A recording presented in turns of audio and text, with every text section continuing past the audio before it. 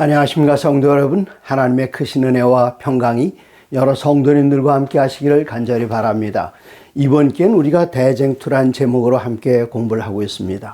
이 대쟁투는 이번 한 번만 공부하고 끝나는 것이 아니라 우리 제7단 진리예수련교회가 인간의 역사를 볼 때의 대쟁투적 역사관을 가지고 모든 역사를 바라보고 있습니다. 그리스도와 그의 사자들과 그리고 사단과 그의 사자들 사이에 벌어지는 각 시대의 대쟁투, 이 주제에 대해서 좀 더 깊이 알기 원하신 분들에게는 기회가 되면 대쟁투 투어에 꼭 참여하시기를 제가 간절히 부탁드립니다. 대쟁투 투어란 어떤 여행인가 하면은 성경의 요한계시록과 다니엘서 그리고 각 시대의 대쟁투에 나오는 그 예언들이 성취된 현장을 방문하면서 하나님께서 이 교회를 어떻게 인도하시는가를 살펴보는 그런 여행입니다.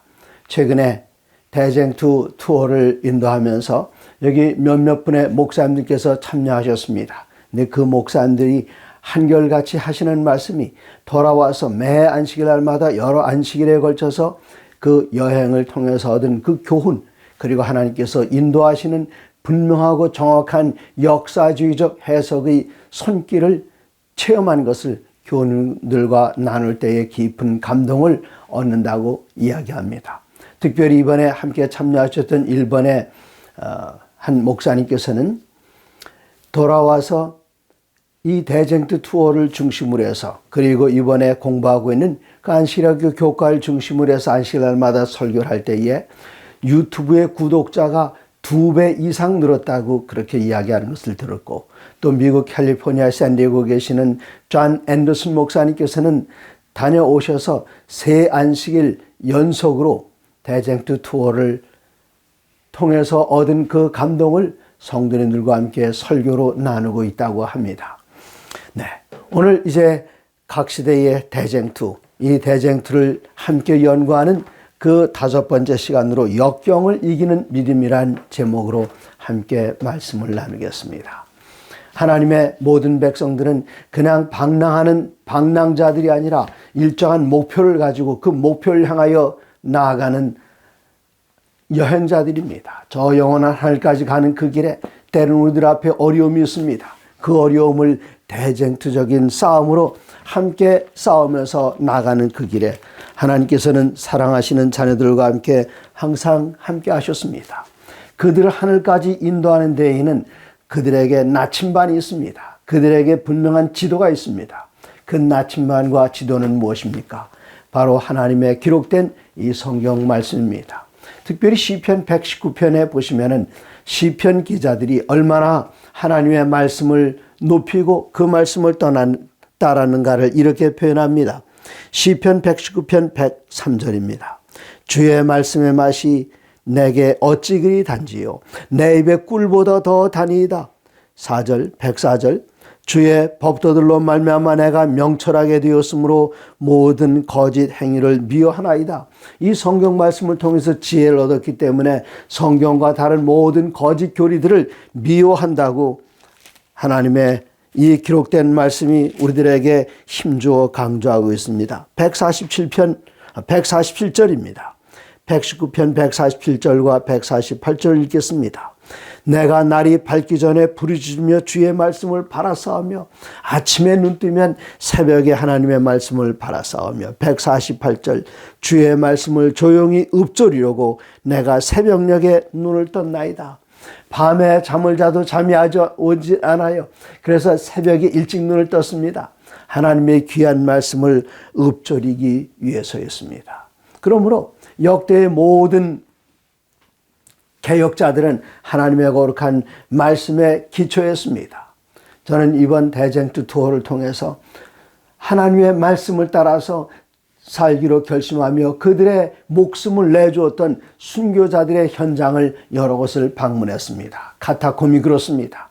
그리고 로마에는 대전차 경주장 한쪽에는 팔라티노 언덕이 있는데 그 팔라티노 언덕에는 로마의 역대 황제들의 왕궁이 있었습니다. 그들은 팔라티노 그 언덕 위에서 바로 내려다 보이는 대전차 경기장 밤에 경기를 하기 위해서는 때로는 그리스도인들을 붙잡아다가 그들 나무에다 기둥에다 묶어놓고 그들에게 옷을 입히고 그 위에서 기름을 붓고 그 기름으로 불태우면서 사람의 이 기름이 불타기 시작할 때에 그 경기장이 환해집니다. 그러나 그들은 끝까지 그런 어려움을 당하면서도 믿음을 거절하지 않았습니다. 저 독일을 방문했을 때 콘스탄츠에서 제롬과 또 존 호스가 순교당했던 불에 탔던 그 현장을 방문했습니다. 이런 분들이 다 하나님의 말씀을 따라 살았습니다. 오직 말씀이 그들의 생활과 행동과 믿음의 규범이 되었습니다. 오직 말씀으로 솔라 스크립트라 말씀 외에는 그들에게 다른 것은 없었습니다. 말씀을 첫째로 했던 것이 아니라 오직 말씀으로 말씀을 첫째로 한다 하는 그 뜻은 무엇입니까? 다른 것도 있다는 것입니다. 예를 들어서 천주교와 갈라졌던 영국의 성공회는 첫 번째는 하나님의 말씀입니다. 두 번째는 교회의 전통입니다. 세 번째는 인간의 이성입니다. 그러면은 여기에 세 가지 하나님의 말씀 첫 번째로, 두 번째는 교회의 전통, 그 다음에 세 번째로 인간의 이성. 여러분 여기에 첫 번째, 두 번째, 세 번째 있다면은 오직 성경만은 아니라는 것입니다. 그러므로 우리의 믿음은 이 순교자들의 신앙을 따라서 그리고 개혁운동에 앞장섰던 종교개혁자들의 그 신앙을 따라서 성경을 첫째로가 아니라 오직 성경으로 솔라 스크립트라, 이분들은 오직 성경으로 살아가기 위해서 그들의 목숨을 내놓는 것을 아깝게 생각하지 않았습니다. 고린도후서 4장 6절에 있는 말씀은 어두운 데 빛이 비치라 말씀하셨던 그 하나님께서 예수 그리스도의 얼굴에 비치는 하나님의 영광을 아는 빛을 우리의 마음에 비추셨느니라. 하나님의 거룩한 그 아름다운 사랑의 빛이 영국에 있는 윌리엄 틴들의 마음 가운데 비쳤습니다. 그가 하나님의 말씀을 연구하기 위해서 성경을 폈을 때에 그 당시에 헬라어와 또 히브리어 원어에서 번역되어 있는 성경은 로마 천주교회의 벌게이트 성경밖에 없었습니다. 그가 그 성경을 읽으려고 했는데 너무나도 많이 벗어나 있다는 사실을 발견했습니다. 그래서 그가 또 성경을 찾았는데 그 성경은 위클립이 번역한 성경이었는데 위클립이 번역한 성경은 벌게이트 성경, 라틴어 성경에서 번역된 성경이기 때문에 거기에 여러 가지 오류가 있는 것을 발견하고 그는 결심했습니다. 성경을 직접 성서 원어에서 번역하자.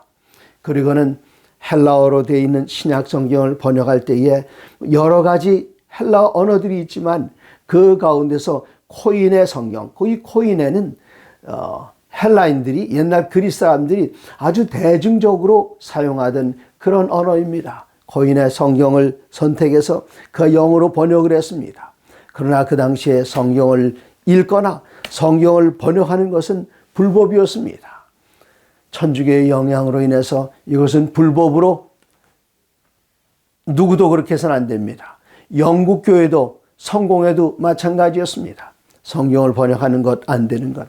그래서 윌리엄 틴들은 다른 나라로 피신해서 하나님의 거룩한 말씀을 번역을 했습니다. 영어로 직접 성서 원어에서 번역을 했습니다. 영국에서는 출판하지 못하고 저 독일의 보름스에 출판한 것을 영국으로 밀수출했습니다. 발견되는 대로 이 성경이 다 불태워졌습니다. 마침내 틴들은 벨기에에서 붙잡혔습니다. 그리고 이 원수들은 이 틴들에게 사형명령을 내렸고 이 틴들을 목을 매달아 죽였습니다. 그러나 그 목을 매달아 죽은 그 시체마저 불태웠습니다.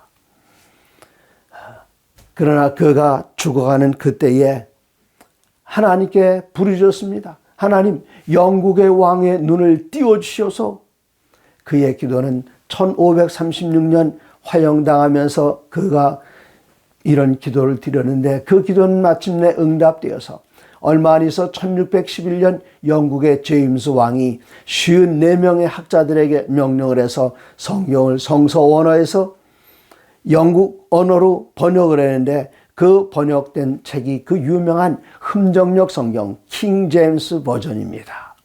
이 킹제임스 버전은 대부분의 구약의 76% 그리고 신약의 83%는 윌리엄 틴덜이 영어로 번역했던 그 내용과 아주 같게 그것을 기본으로 해서 번역이 됐습니다. 저는 외국에 가서 설교할 때마다 그리고 외국인들에게 자주 설교할 때마다 사용하는 영어 성경인인데 뉴 킹제임스 버전 1611년 틴델이 번역했던 그 성경을 모체려서 번역한 54명의 학자들이 번역한 그 흠정역 성경 킹제임스 버전을 현대 언어로 바꾼 뉴 킹제임스 버전을 가지고 항상 설교하기 좋아하는데 아주 좋은 성경입니다. 윌리엄 틴델. 그는 성경을 번역했다는 그 죄로 말미암아 화영장에서 이슬로 사라질 수밖에 없었습니다. 그러나 개혁자들은 이 말씀을 계속해서 따라가면서 오직 말씀으로만 살아가기를 결심했는데 그 가운데 한 분은 1517년에 종교개혁의 기치를 높이 들었던 마틴 루터였습니다. 그 이전에 그는 신학교 교수였습니다. 어느 날 도서관에서 연구를 하다가 낯선 책을 하나 꺼내는데 그 낯선 책이 무슨 책이었습니까? 바로 성경책이었습니다. 신학교 교수가 또 신부로서 서품을 받은 그 때까지도 성경을 한 번도 보지 못했던 이 마틴 루터의 눈이 번쩍 띄었습니다. 어떻게 그 일이 가능했을까요? 요한복음 14장 26절에는 보혜사 곧 아버지께서 내 이름으로 보내실 성령 그가 너희에게 모든 것을 가르치고 내가 너희에게 말한 것을 생각나게 하리라. 이 마틴 루터의 눈이 점점 더 커졌습니다. 요한복음 16장 13절에는 이러기를 그러나 진리의 성령이 오시면 그가 너희를 모든 진리 가운데로 인도하시리니 그가 스스로 말하지 않고 오직 들은 것을 말하며 장래일을 너희에게 알리시리라. 성령의 감동을 받은 마틴 루터는 성경을 계속 연구해 나가면서 이 가운데서 놀라운 진리의 말씀들을 찾아 나갔습니다. 또 여기에 훌륭한 종교 개혁자가 있습니다.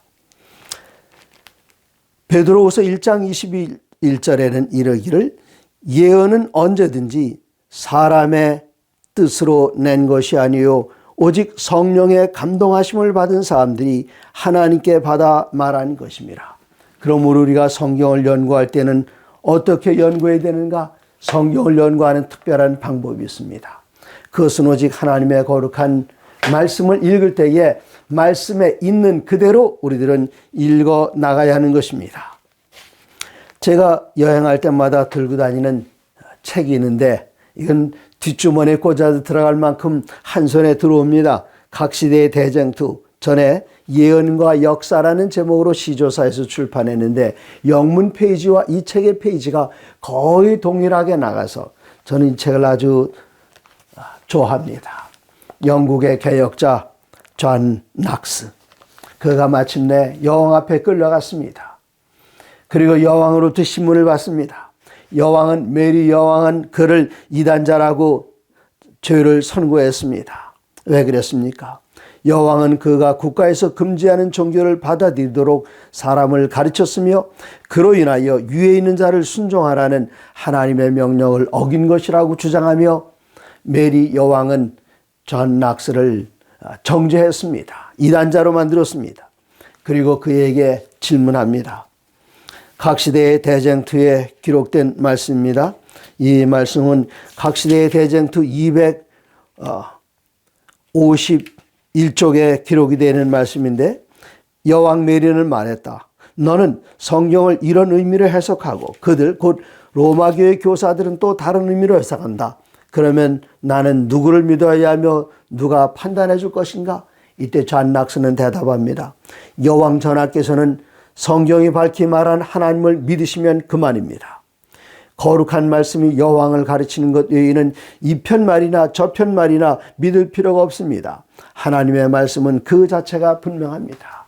제가 다른 교단에 속해 있는 성도님들과 성경을 공부할 때에 성경을 읽는 원칙에 대해 첫 번째 원칙으로 하는 이야기가 바로 그 얘기입니다. 하나님의 거룩한 말씀을 읽을 때에 어떻게 해석하느냐, 그게 중요한 것이 아니라 하나님의 말씀이 기록된 기록된 그대로 읽는 것이 중요하다고 그렇게 이야기를 합니다. 많은 사람들은 이 성경을 읽으면서도 내 눈으로 읽고 있지만 그것을 있는 그대로 이해하지 않고, 눈으로는 읽으면서 다른 사람으로부터 들은 것, 교회에서 설교한 것, 그것을 계속 떠올리면서 그대로 따라가고 믿고 있습니다. 오늘 낮에도 제가 장로교회 성도님들과 두 분과 함께 성경을 공부했습니다.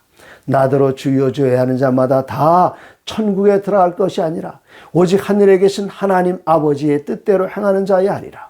그러면 아버지 하나님의 뜻이 무엇입니까? 예수님께서는 예수님을 향하여 주여 주여 하는 자마다 다 천국에 들어가는 것이 아니다. 그랬더니 사람들이 말하기를 내가 주의 이름으로 선자 노릇하고 귀신 내쫓고 권능을 행하였는데요. 그때 예수님께서는 마태복음 7장에서 분명하게 말씀하십니다. 불법을 행하는 자들아, 내가 너희를 도무지 알지 못하노니 불법을 행하는 자들아, 내게서 떠나가라. 그러면서 이 말씀을 인용했을 때에 그분들이 제게 묻기를, 그러면 그분들은 하늘나라 못 가는 겁니까? 저는 하늘나라 간다 못 간다 그렇게 이야기하지 않습니다. 다만 그들이 이 말씀을 분명하게 깨달으면서도 불순종한다면 하늘나라가 그들에게 절대로 보장되어 있지 않습니다. 예수님의 이름을 부르고 예수님의 이름으로 귀신을 쫓아내고 예수님의 이름으로 권능을 행한다 할지라도 그들의 말하는 바가 하나님의 말씀에 맞지 아니하면 정령이 아침빛 되시는 그리스도 예수를 보지 못하게 될 것입니다. 그러므로 우리는 성경을 읽을 때에 어떻게 읽을 것인가? 성경 말씀에 있는 그대로 읽는 것, 그것이 정말 중요합니다. 성경 말씀을 읽을 때 우리들이 발견하는 것, 에베소 2장 8절에 있는 말씀을 우리가 발견하게 됩니다. 에베소 2장 8절에 있는 말씀하시기를, 이 말씀을 여러분 외워둘 수 있으면 참 좋겠습니다. 너희는 그 은혜에 의하여 믿음으로 말미암아 구원을 받았으니 이것은 너희에게서 난 것이 아니요 하나님의 선물이라. 너에게서 났다 하면 내가 정말 11절 잘 드리고 안식일 잘 지키고 가난한 사람 잘 도와주고 제가 이런 사람입니다. 그것으로 구원을 이루는 것이 아니라 너희의 행동이나 너희의 사는 그 행실로 말미암아 구원을 얻는 것이 아니라, 여기에 분명하게 말씀하시기를 믿음으로 말미암아 구원받는다 하는데, 그 믿음도 나 혼자 믿는 믿음 그거 가지고는 안 됩니다.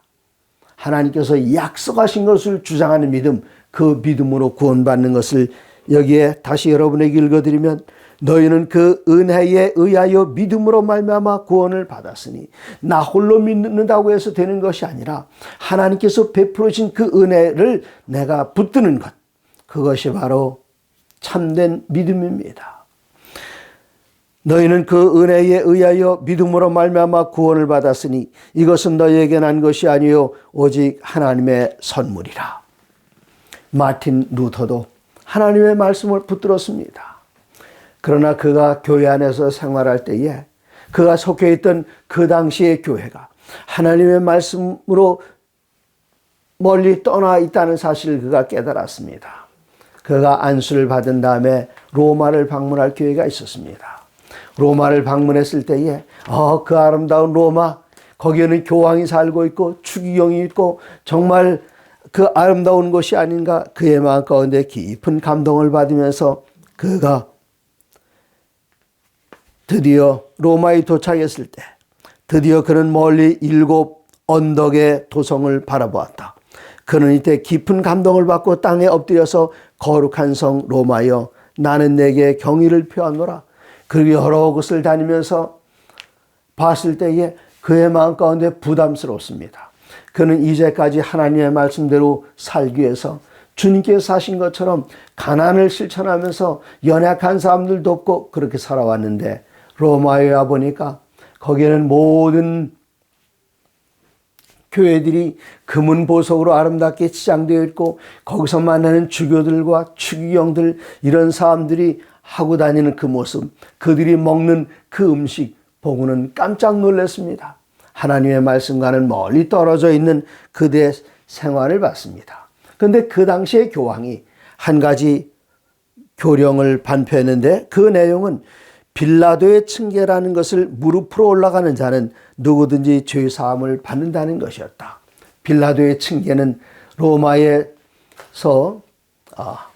한가운데 있습니다. 어디 있는가 하면은 라테란 협약으로 여러분 기억하시는 1929년에 무솔리니와 가스파리 추기경 사이에 맺었던 그 약속인데, 그 조약인데, 그 조약은 그 바티칸 그 시의 땅을 영원히 이태리 정부가 로마 천주에다 주는 것, 그것을 약속했던, 그러므로 죽게 되었던 상처가 일어난 바로 그 역사가 라테란 궁인데, 그 라테란 궁은 교황의 거처였습니다. 거기 같이 붙어 있는 곳이 바로 성 요한 성당인데, 성 요한 성당은 콘스탄티누스가 기독교로 개종한다고 선언한 다음에 제일 먼저 지어진 그 교회가 바로 성 요한 교회이고, 전 세계에서 가장 오래된 교회이고, 이것은 그 프랑스에 있는 아비뇽으로 교황이 붙잡혀가기 전까지 역대 교황들이 그곳에 살았습니다. 바로 거기서, 바로 그 건물에서 2차선 도로 하나만 바로 건너뛰면은 거기에 스칼라 상타라는 교회가 있어요. 그 교회 이름은 스칼라 상타, 거룩한 계단이다. 그럼 어떻게 거룩한 계단인가? 이것은 콘스탄티누스의 어머니 헬레나가 기적적으로 예수님께서 예루살렘에서 재판받으셨던 빌라도의 그 층계를 여기 옮겨놨다는 겁니다. 제가 생각해도 그렇게 믿어지지 않습니다. 어떻게 예루살렘에 있는 대리석으로 만든 그 층계를 예루살렘에서 로마까지 기적적으로 갖다 놨을까요? 그런데 그 당시에 교황은 교령을 발표해 말하기를 누구든지 무릎을 꿇고 이 계단을 올라가는 사람들은 면죄를 받는다. 인덜전스를 받는다. 그렇게 선포했습니다. 마틴 루터도 얼마나 좋은 기회입니까? 모처럼 로마를 방문했는데 이제 무릎으로 기어 올라가기 시작합니다. 지금도 그곳에 가면은 여러분 지금 가시면은 그 계단을 무릎으로 기어오른 사람들을 보실 수가 있습니다. 제가 처음 갔을 땐 사진을 열심히 찍었는데 요즘은 사진을 못 찍게 합니다. 이 계단을 한쪽에 빌라도의 계단이라고 갖다 놨다고 하고 그 옆에 또 레플리카를 그 계단 하나 만들어서 거기 뭐 걸어서 오르내릴 수 있습니다만은 이 계단은 빌라도의 계단은 반드시 무릎을 꿇고 올라가야만 합니다. 이때 마틴 루터는 당시에 법왕의 한 교령이 반포되는데 그것은 소위 빌라도의 층계라는 것을 무릎으로 올라가는 자는 누구든지 죄 사함을 받는다는 것이었다. 그 층계는 예수께서 로마인의 재판정에 나오실 때에 내려오신 층계로서 그것이 기적적으로 예루살렘에서 로마로 오게 되었다는 것이었다. 그 어느 날 마틴 루터는 경건한 마음으로 그 층계를 하나씩 오르고 있었는데 갑자기 의인은 믿음으로 말미암아 살리라는 말씀이 우레처럼 들리는 듯했다. 그는 두렵고 부끄러운 생각이 나서 급히 그곳에서 일어나서 나왔다. 그 성경 구절이 그의 심령에 주는 능력은 결코 소멸되지 않았다. 그때부터 그는 구원을 얻는데 사람의 행위를 의지하는 것이 어리석은 일이라는 것과 그리스도의 공로를 항상 믿어야 할 필요성을 과거 어느 때보다도 더욱 절실히 깨달았다. 이게 뭡니까? 오직 말씀으로 솔라 스크립투라에서 한 걸음 더 나아갔습니다. 뭐 한 계단 더 올라갔다고 뭐 같은 계단이겠죠. 네. 솔라 스크립타에서 솔라 그라티아 오직 은혜로. 그다음에 이 종교개혁의 세 가지 기치가 있습니다. 세 가지 솔라는 솔라 스크립투라 오직 말씀으로, 솔라 그라티아 오직 은혜로, 세 번째는 솔라 피데 오직 믿음으로. 이 세 가지 원칙이 마틴 루터가 주창했던 종교개혁의 세 가지 원칙입니다. 오직 말씀으로, 오직 은혜로, 오직 믿음으로 우리가 구원을 받는 것이지 그 외에는 아무것도 없습니다. 오직 믿음으로 우리는 구원을 얻게 됩니다. 로마서 3장 27절에 로마서 3장 27절에 이렇게 기록이 되어 있습니다. 그런즉 자랑할 때가 어디 있느냐? 있을 수 없느니라. 무슨 법으로냐? 행위로냐? 아니라 오직 믿음의 법으로니라. 28절. 그러므로 사람이 의롭다 하심을 얻은 것은 율법의 행위에 있지 않고 믿음으로 되는 줄 우리가 인정하노라. 하나님은 다만 유대인의 하나님이시냐? 또한 이방인의 하나님은 아니시냐? 진실로 이방인의 하나님도 되시느니라. 할례자도 믿음으로 말미암아 또한 무할례자도 믿음으로 말미암아 의롭다 하실 하나님은 한 분이시니라. 우리가 의롭게 되는 것은 오직 믿음 한 가지로 되는 것입니다. 영국에 또 거룩한 개혁자들이 일어났습니다. 그분들이 바로 찰스와 요한 웨슬레이 형제들입니다. 그들은 나중에 감리교회를 일으킨 분들입니다. 이 감리교 운동을 싸겠던 이 찰스 그리고 요한 웨슬레가 이제 안수를 받은 다음에 미국에 가서 선교하라는 그 교단의 명령을 받고 이제 미국으로 떠나는 길이었습니다. 그들이 배를 탔습니다. 배를 타는데 거기에 독일에서 온 사람들이 같이 배를 탔어요.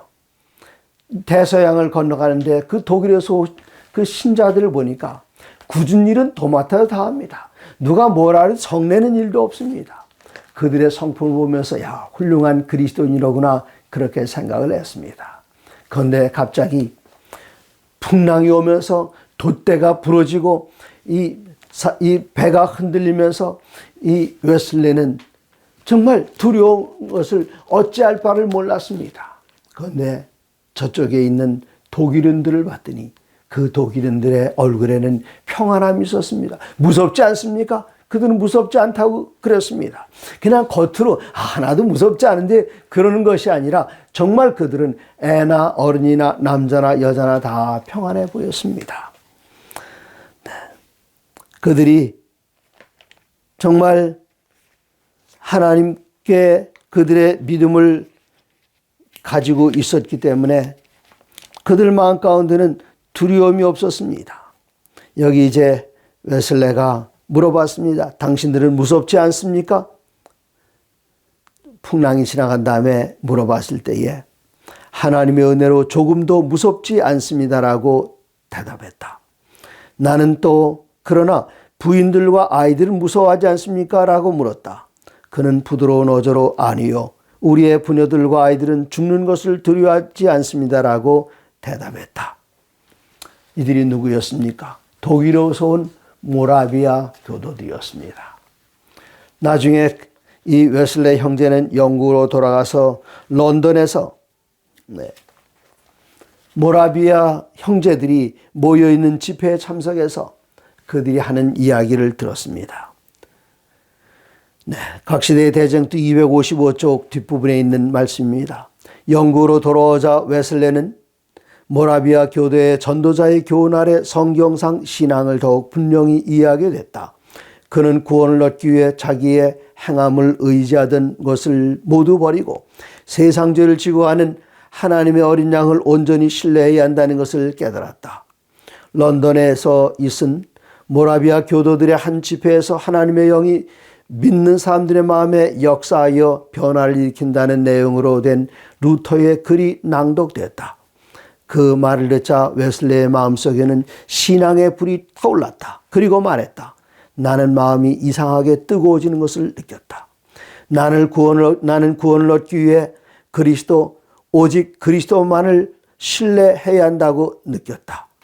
그리고 그때의 한 가지 확증, 곧 그리스도께서 나의 죄, 심지어 내 자신까지도 제거해 버리시고 나를 죄와 사망의 법에서 구원하여 주신 데 대한 확증을 얻었다. 이때 모라비아 교도들은 로마서의 서론, 마틴 루터가 쓴 것을 읽고 나누고 있을 때에 웨슬레 형제들은 그 말씀을 들으면서 마음 가운데 구원에 대한 확신, 그 확신은 오직 믿음으로 말미암아 오는 것, 하나님께서 나의 모든 죄를 그리스도 예수 안에서 용서하시고 씻어주신다는 그 말씀에 대한 확신, 그리고 그는 영국 교회에서 분리되어 나오게 되었습니다. 그는 처음부터 영국 교회에서 분리되어서 나올 그럴 생각을 하질 않았습니다. 다만 그들이 한 단체를 만들었는데 메소디스트 커넥션이라는 단체를 만들어서 이제 영국 교회에서 배웠던 것, 거기에 영국 교회는 특별히 천주교회와 많이 다르질 않습니다. 그렇기 때문에 그들의 예배는 정말 화려하고 아름다운데 그거 버리고 싶은 생각이 없었지만 나중에 그가 하나님의 거룩한 말씀 안에 더 깊은 이해를 갖게 됐을 때에 그런 것들이 잘못되었다는 것을 깨닫고 오직 말씀으로, 오직 믿음으로, 오직 은혜 안에 살아야겠다는 그런 결심 가운데 메소디스트 커넥션, 나중에 감리교회로 발전하게 됩니다. 그러므로 그들의 믿음을 이제 생활 속에서 실천해 나가는, 말씀을 순종해 나가는 그 운동이 감리교 운동이 되어서 전 세계의 많은 곳곳에서 신앙의 불길을 불러일으키고 있습니다. 또 우리 재림교회의 초기 지도자들 가운데 이 영향을 받아서 감리교회 출신들의 지도자들이 여러 분 계셨습니다. 사랑하는 성도 여러분, 우리들에게 오직 한 가지 믿음과 그리고 생활의 규범이 되는 것, 그것은 단 한 가지밖에 없습니다. 하나님의 거룩한 말씀입니다. 이러한 거룩한 말씀을 따라서 살기 위해서 결심하고 그들의 가정을 떠나고 때로는 고향을 떠나고 그들이 먼저 소속했던 그 교회의 정든 성도들과 떠나서 과감하게 신앙을 개혁해왔던 종교개혁 운동은 여기 존 락스나 아니면 웨슬레 형제들이나 아니면 루터나 주잉글리나 아니면은 여기에 후스나 제롬 거기서 끝나선 안 됩니다. 종교개혁은 진행형입니다. 우리 주님이 땅에 다시 오시는 그날까지 하나님의 말씀을 깊이 연구하면서 말씀 속에서 우리가 아직까지 깨닫지 못했던 새로운 진리들을 성령의 인도하심을 통해서 깨닫게 되었을 때에 이건 내가 어렵다고 거절하면 그것은 종교개혁이 아닙니다. 하나님께서 성령을 통해서 우리의 마음 가운데 새로운 빛을 주시고 예언의 말씀을 분명하게 깨닫게 하실 때는 내 목숨을 내걸고 옛날 순교자들의 신앙을 따라서 개혁자들의 신앙을 따라서 우리들은 세상에 어떤 어려움과 반대가 있다 할지라도 그것을 뚫고 그리스도 예수와 함께 성령의 인도하심을 받으면서 저 영원한 하늘 향하여 이르는 그날까지 우리의 종교개혁은 그치지 않고 진행형으로 계속될 때에 우리들은 이 대쟁투를 승리로 장식하여 어린 양과 함께 시온산에 서서 어린 양과 모세의 노래를 부르게 될 것입니다. 여러분 그날까지 충성을 다하며 하나님의 거룩한 말씀으로 사시기 바랍니다.